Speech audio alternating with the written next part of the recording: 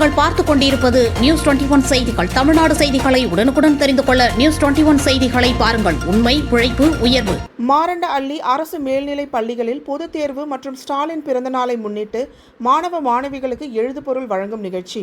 தருமபுரி மாவட்டம் மாரண்டஅள்ளி அரசு ஆண்கள் மற்றும் மகளிர் மேல்நிலைப் பள்ளியில் பொதுத் தேர்வு மற்றும் முதல்வர் ஸ்டாலின் பிறந்தநாளை முன்னிட்டு 12ஆம் வகுப்பு படிக்கும் மாணவ மாணவிகளுக்கு எழுதுபொருள் வழங்கும் நிகழ்ச்சி மாரண்டஅள்ளி பேரூராட்சி தலைவர் AM வெங்கடேசன் தலைமையில் நடைபெற்றது.